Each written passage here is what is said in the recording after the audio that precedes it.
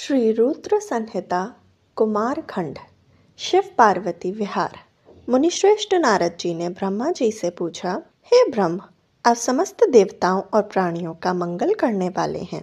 हे भगवान, आप मुझ पर कृपा करके यह बताएं कि देवादिदेव करुणा निधान भगवान शिव तो अत्यंत शक्तिशाली और समर्थ हैं। उन्हें पुत्र की प्राप्ति कब और कैसे हुई? ताड़कासुर का वध किस प्रकार हुआ? प्रभु, कृपा कर मेरी इन जिज्ञासाओं की शांति हेतु मुझे इनके बारे में विस्तृत रूप से बताएं। सूत जी कहते हैं कि जब नारद जी ने यह पूछा तब ब्रह्मा जी ने प्रसन्नतापूर्वक भगवान शिव का स्मरण करते हुए कहा, नारद, जब भगवान शिव देवी पार्वती के साथ कैलाश पर्वत पर पधारे तब वहां सबने मंगल उत्सव किया। सभी खुशी में मग्न होकर नृत्य कर रहे थे। तब भगवान शिव ने सभी को उत्तम भोजन कराया। तब सब देवताओं और मुनिगणों ने उनसे विदा लेकर अपने अपने धाम की ओर प्रस्थान किया। सब देवताओं के कैलाश पर्वत से चले जाने के पश्चात भगवान शिव अपनी प्रिया पार्वती को साथ लेकर अत्यंत मनोहर, दिव्य और निर्जन स्थान पर चले गए और वहीं सहस्त्रों वर्षों तक पार्वती जी के साथ विहार करते रहे। इस प्रकार भगवान शिव ने इतने अधिक समय को क्षण भर के समान व्यतीत कर दिया। इस प्रकार समय तीव्र गति से व्यतीत होता जा रहा था, परंतु भगवान शिव का पुत्र अब तक उत्पन्न नहीं हुआ था। यह जानकर सभी देवताओं को मन ही मन चिंता सताने लगी। तब देवराज इंद्र ने एक सभा करने का विचार किया और उन्होंने सभी देवताओं को सुमेरु पर्वत पर आमंत्रित किया।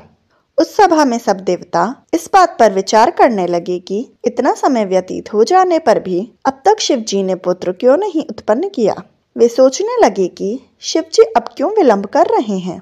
उस समय मुझे अर्थात ब्रह्मा जी को लेकर सभी देवता भगवान श्री हरि विष्णु के पास गए और कहने लगे कि हे हरे, भगवान शिव हजारों वर्षों से रति क्रीड़ा कर रहे हैं। उनका पार्वती जी के साथ विहार अब भी जारी है, परंतु अब तक किसी शुभ समाचार की प्राप्ति नहीं हुई है। तब भगवान श्री हरि विष्णु मुस्कुराए और बोले, हे देवताओं, आप इस विषय में इतनी चिंता मत कीजिए। शिव जी स्वयं अपनी इच्छा अनुसार स्थिति से विरत हो जाएंगे, अतः अभी कुछ भी नहीं करना चाहिए। कुछ समय और व्यतीत हो जाने दो। अभी हमें सिर्फ प्रतीक्षा करनी होगी। कुछ देर सोचने के पश्चात श्री हरि ने पुनः कहा, 1000 वर्ष बीत जाने पर आप सब लोग शिव जी के पास जाना तथा कोई युक्ति लगाकर ऐसा उपाय करना कि उनका शक्तिपान किसी भी प्रकार से हो जाए। उसी शक्ति से हमें उनके पुत्र की प्राप्ति हो सकती है, परंतु इस समय आप सब देवता अपने अपने धाम को चले जाएं।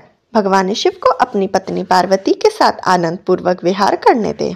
सब देवताओं को समझाकर श्री हरि वैकुंठ धाम को चले गए। श्री हरि के चले जाने के उपरांत सब देवताओं ने अपनी चिंता त्याग दी और प्रसन्नता पूर्वक अपने अपने धाम चले गए। समय अपनी गति से बीतता गया, परंतु शिव जी का पुत्र नहीं हुआ। ताड़कासुर का भय और आतंक का साया दिन पर दिन और बढ़ने लगा। देवताओं सहित ऋषि मुनियों और साधारण मनुष्यों का जीवन उसने दुभर कर दिया था। ताड़कासुर के डर से पृथ्वी कांप उठी। तब श्री हरि विष्णु ने सब देवताओं को बुलाया और भगवान शिव के पास चलने के लिए कहा। तब सब देवताओं को साथ लेकर भगवान श्री हरि और मैं भगवान शिव से भेंट करने के लिए कैलाश पर्वत पर पहुँचे, परंतु भगवान शिव कैलाश पर्वत पर नहीं थे। उनके गणों से जब हमने महादेव जी के विषय में पूछा तो उन्होंने बताया कि भगवान शिव माता पार्वती के साथ उनके मंदिर में गए हैं। तत्पश्चात हम सब उस स्थान पर पहुँचे जहाँ त्रिलोकीनाथ भगवान शिव अपनी प्रिया के साथ निवास कर रहे थे। तब वहाँ उनके निवास के द्वार पर पहुंचकर सब देवताओं ने भगवान शिव का स्मरण कर उन्हें मन में प्रणाम कर उनकी स्तुति आरंभ कर दी।